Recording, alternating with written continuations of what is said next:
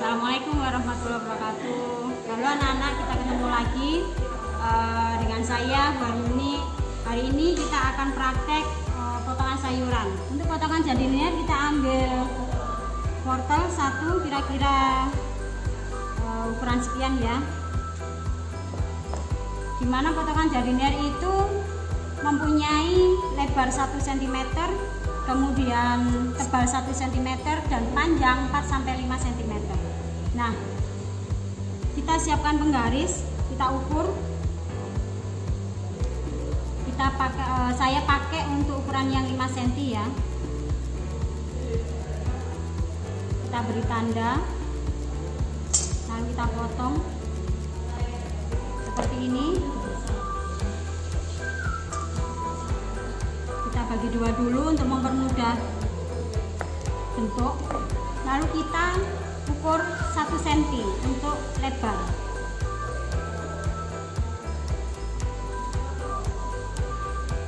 Kita beri tanda, kita potong lagi. Kira-kira seperti ini. Lalu kita ukur untuk ketebalannya 1 cm. Sebelumnya kita rapikan dulu untuk yang bagian tepi, biar potongan kita terlihat rapi dan cantik. Kita ukur 1 cm.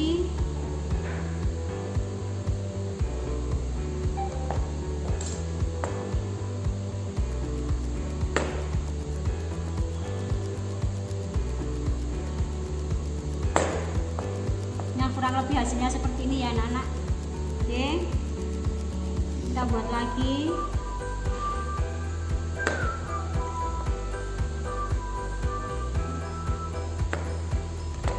Seperti ini kurang lebih hasil jadinya.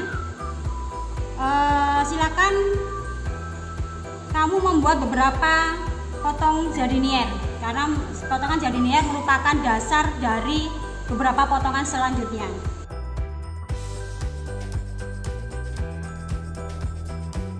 Mengapa kalian tadi saya minta untuk membuat beberapa jardinier? Karena jardinier adalah potongan dasar yang akan kita gunakan untuk potongan selanjutnya. Untuk bisa membuat julienne dari potongan jardinier satu ini, kita belah menjadi 2, kemudian kita belah lagi menjadi 2.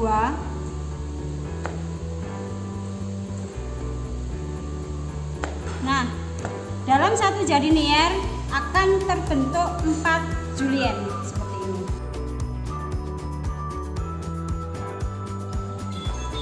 Dan kita ambil lagi potongan yang berbentuk jardinier. Karena tadi saya menggunakan ukuran jardinier panjangnya 5 cm, maka dalam satu jardinier nanti akan mendapatkan 5 potongan mes doan. Kalau misalkan Anda tidak yakin, boleh diukur jadi 1 cm. Diberi tanda biar nanti sama ukurannya, panjangnya.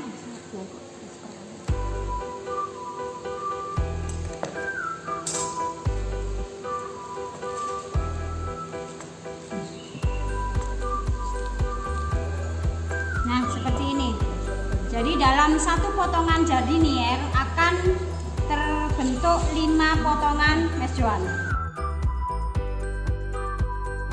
Sekarang kita akan membuat dadu kecil. Kita ambil satu potongan brunoise, satu potongan mes doan, satu kita belah menjadi 4 seperti ini.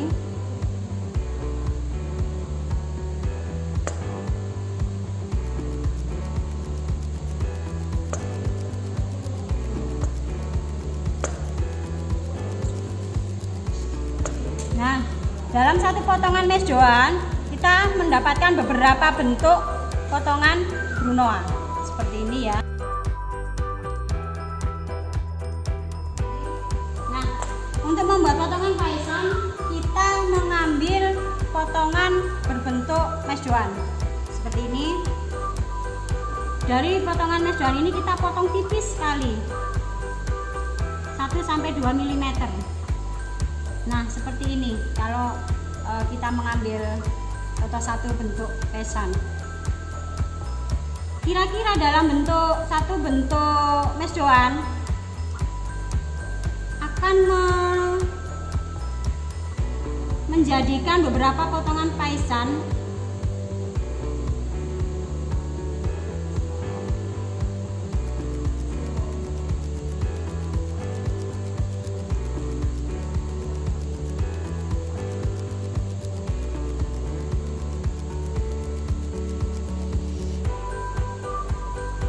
seperti ini.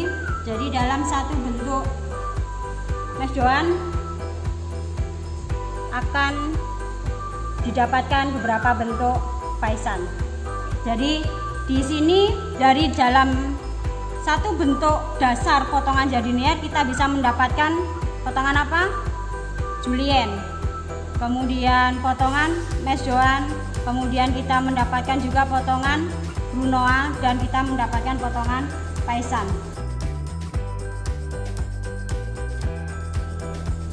Jadi di mana potongan kisi itu potongan yang berbentuk seperti bunga. Kita di sini menggunakan alat pisau acar yang biasa kita pakai untuk memotong timun yang digunakan untuk acar. Jadi pisaunya bergerigi seperti ini. Kita buat, jadi kita dari ujung wortel kita jalankan pisau acar itu sampai dia terputus. Nah, seperti ini. Kemudian di sisi satunya kita lakukan sekali lagi sampai dia terputus. Didapatkan motif bunga dari pisau bergerigi ini. Inilah yang dikatakan sebagai kisi carrot. Anda bisa melakukan berulang-ulang hingga bisa mendapatkan bentuk bunga yang bagus dari pemotongan yang menggunakan pisau acar ini.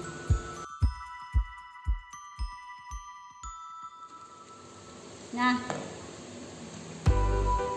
apabila kita akan membuat barel, kita ambil ujung wortel yang tidak terlalu besar. Jadi kira-kira kita ambil sekian ya, kita coba membuat barel. Nah, pada saat membuat barel ada teknik tersendiri di mana mata pisau menghadap ke tubuh kita seperti ini. Jadi hati-hati, dari ujung kita ambil agak banyak, ke tengah sedikit, ke ujung lagi diambil agak banyak. Kita lakukan lagi di sisi berikutnya, agak banyak, ambil sedikit, agak banyak lagi. Kita lakukan terus hingga semua sisi terambil. Jadi di bagian tengah gendut seperti tong.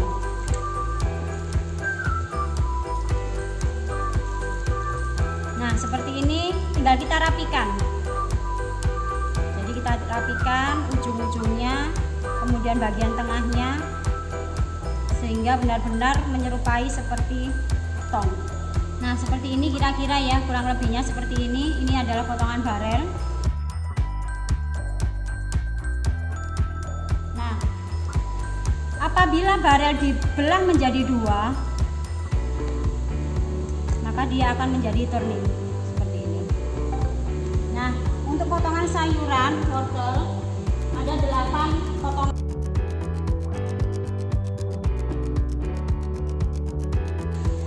Memahami beberapa potongan sayuran yang sudah kita praktekkan tadi, sekarang kita masuk pada potongan ketan. Nah, kita buat, kita ambil penggaris, kita ukur. Jadi kita biar tahu ukuran yang pas, yang bagus seperti apa. Nah, apabila menemui kentang yang model seperti ini, kita rapikan dulu ujungnya, jadi mempermudah kita dalam pengukuran. Kita ukur, saya ambil ukuran yang 6 cm. Kita beri tanda. Oke, setelah itu kita potong.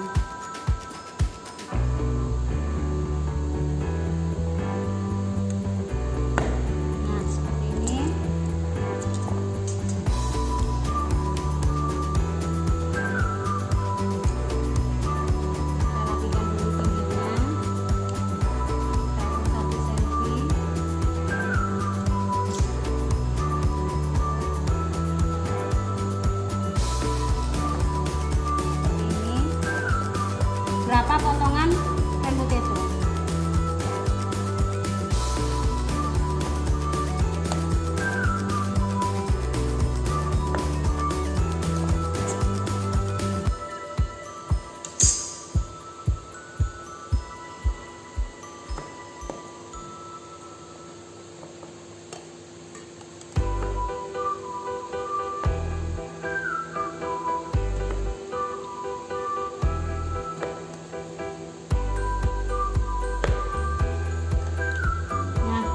Sudah mendapatkan 6 potongan fried potato ya, seperti ini. Jangan lupa pada saat kita membuat potongan kentang, masukkan kentang dalam air. Supaya apa nak? Supaya tidak berwarna coklatan.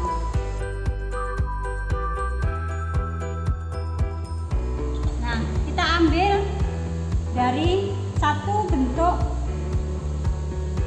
fried potato.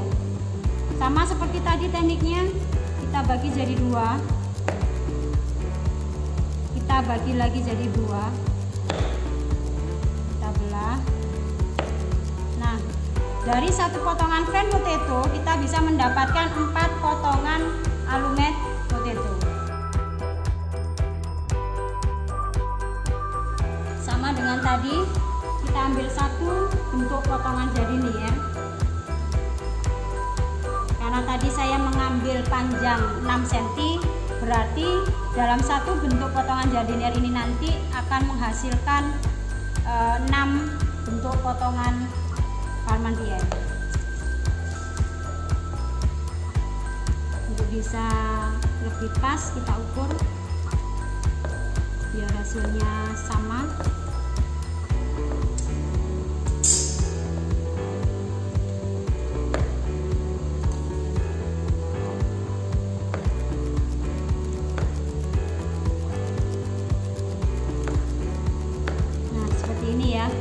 Jadi dalam satu bentuk potongan jardinier kita bisa menghasilkan 6 bentuk potongan parmentier.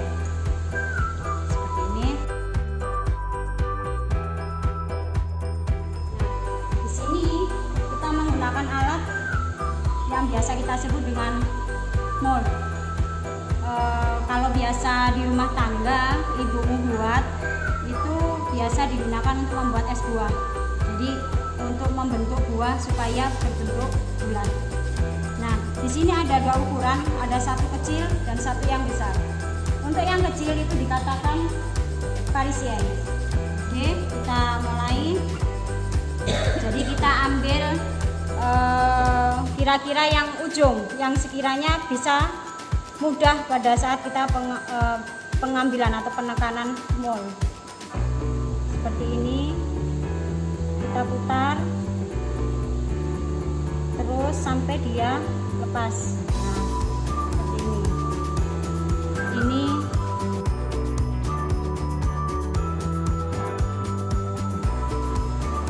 lalu kita membuat kelereng besar. Nah,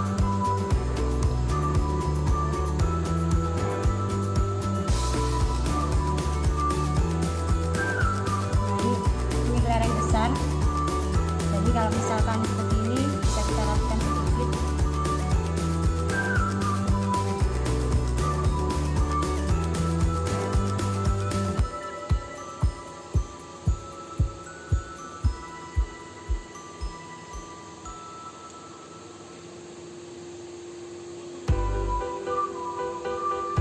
Nah, ini ya. Jadi untuk yang kecil, kelereng kecil namanya Parisien, untuk yang kelereng besar namanya Noisette.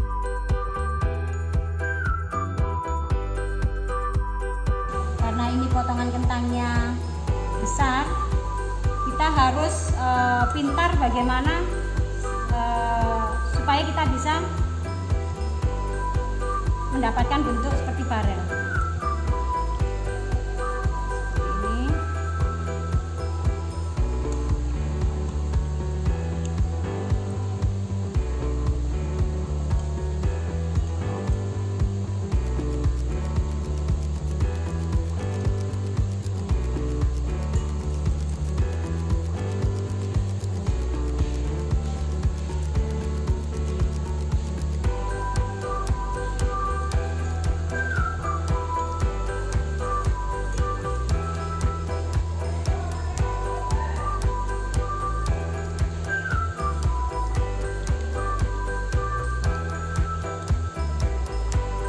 kurang lebihnya seperti ini. Jadi ini untuk seto. Kemudian untuk kokot lebih kecil lagi seperti ini ya.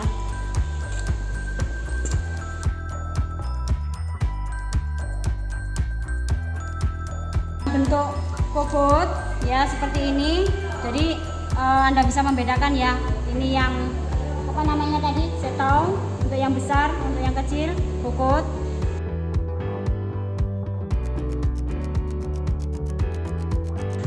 Kita dalam potongan ini kita menggunakan alat yang bernama mandolin seperti ini. Jadi nanti pada potongan chip dan gofret kita menggunakan satu alat yang bernama mandolin. Kita membuat kita coba untuk praktek yang chip ya. Kita menggunakan mandolin, kita geser perlahan seperti ini. Hati-hati dengan tangan kalian ya, seperti ini. Nah, nanti akan dihasilkan seperti ini. Jadi potongan yang berbentuk tipis, chip potato.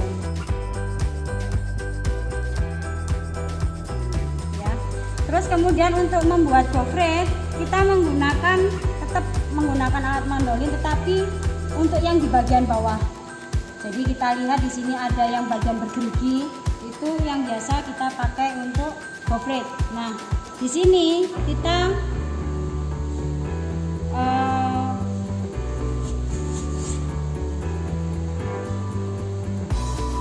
arahkan satu arah terlebih dahulu. Setelah itu untuk arah yang tadi kita putar, kita balik seperti ini ya, seperti ini hasilnya. Sayuran dan kentang selanjutnya kita masuk pada potongan yang biasa kita jumpai pada pedagang bakso, yaitu potongan sifon. Jadi potongan sifon itu tidak dari wortel ataupun kentang, tetapi dia dari sayuran yang berlapis-lapis, contohnya seperti kubis. Jadi kita potong memanjang, tidak beraturan seperti ini. Nah seperti ini, inilah yang dikatakan sebagai potongan sifon.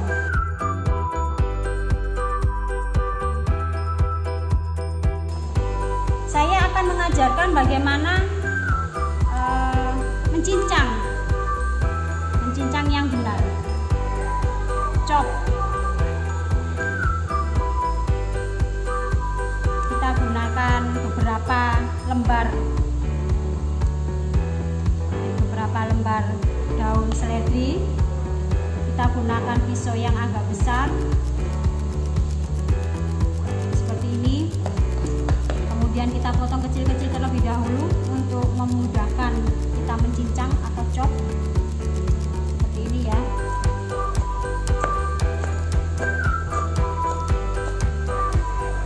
Nah, pada saat mencincang atau chop, teknik yang digunakan adalah ujung pisau kita tekan, kemudian pangkal pisau kita jalankan seperti ini.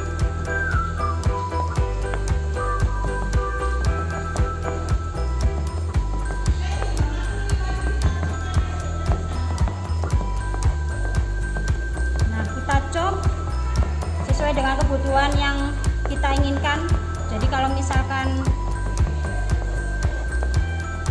setelah pada bentuk yang kita inginkan halus, sebelum kita gunakan, kita hilangkan warnanya dulu agar warna klorofil yang ada pada daun seledri tidak merusak warna makanan yang akan kita hidangkan. Jadi kalau sudah halus, kita ambil serbet, kemudian kita letakkan di ujungnya seperti ini. Jadi setelah kita selesai mencincang atau chop, tidak langsung kita gunakan, tapi kita keluarkan airnya dulu atau warnanya dulu. Seperti ini ya. Ini. Kemudian kita peras. Kita keluarkan airnya, kita peras sampai betul-betul dia tidak mengeluarkan cairan lagi. Kita peras, kita buang airnya. Setelah dirasa air tidak keluar lagi, barulah chop parsley bisa atau siap digunakan seperti ini. Jadi dia teksturnya agak kering. Ini.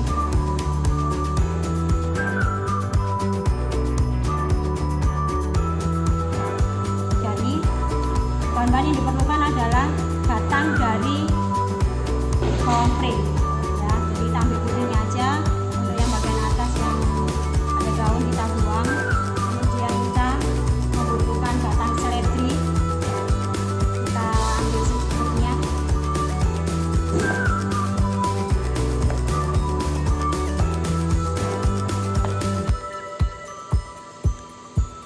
Kita ambil secukupnya. Kemudian bahan yang kita perlukan lagi adalah tim. Tim itu kalau di Indonesia bumbunya namanya jinten. Nah, tim ini adalah jintennya orang luar, ya. Tim. Kemudian kita juga membutuhkan bay leaf. Nah, bay leaf ini kalau di Indonesia orang mengatakan daun salam, tapi ini bay leaf adalah daun salam kering punyanya orang luar negeri.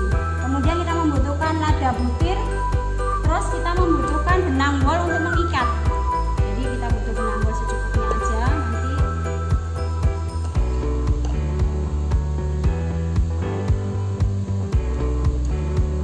Ini ya, kita siapkan dulu.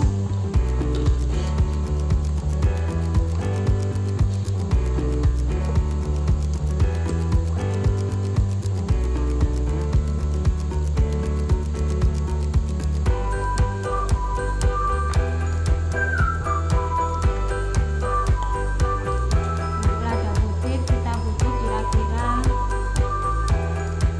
5-7 butir. Ini tekniknya yang pertama adalah kita memberi lubang pada batang bawang pre. Kita tusuk tetapi tidak sampai tembus ke belakang. Jadi seperti ini ya, terlihat lubang seperti ini. Nah, lalu di dalam lubang kita masukkan lada butir. Kita masukkan.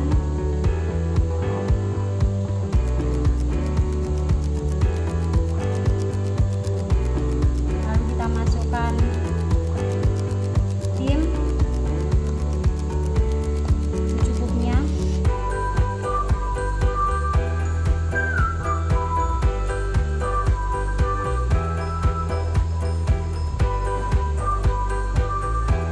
Masukkan tim secukupnya. Kemudian bay leaf kita masukkan seperti ini. Bay leaf diletakkan di atas, fungsinya juga untuk menutup agar lada butir dan tim tidak sampai keluar. Nah, setelah itu batang daun seledri yang sudah kita potong diletakkan di atasnya. Lalu kita tekuk jadi 2. Seperti ini. Nah, seperti ini baru kita ikat dengan menggunakan benang wol.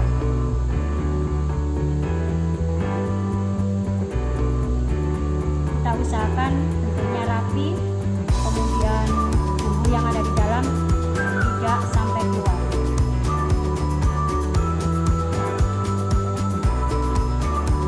Kita ikat.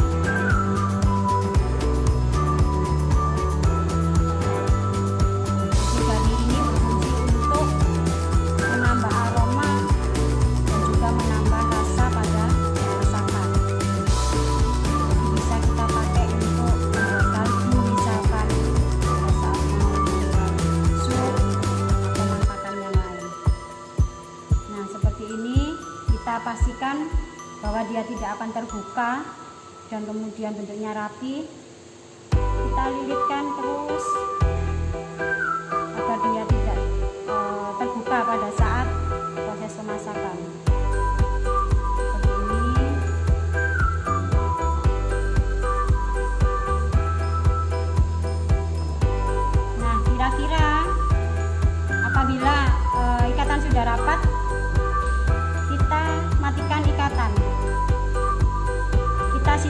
beberapa sentimeter benangnya, jadi tidak kita habiskan untuk mengikat bumbu, tetapi kita sisakan. Fungsinya adalah bukit garing ini mudah dalam pengambilan nanti pada saat tidak digunakan lagi. Jadi seperti ini, kita masukkan ke dalam panci atau bumbu yang akan kita buat. Nah, ini dibiarkan pada saat mau mengambil bukit garing ini bisa langsung terangkat. Baik anak-anak, untuk praktek kita hari ini ada potongan sayuran, ada potongan kentang, kemudian ada potongan sifon yang saya ambil dari kubis, kemudian ada chop pasle ya, dan yang terakhir ada ikatan bumbu yakni bukit garing. Sekian praktek kita hari ini, kita jumpa lagi praktek selanjutnya. Selamat siang.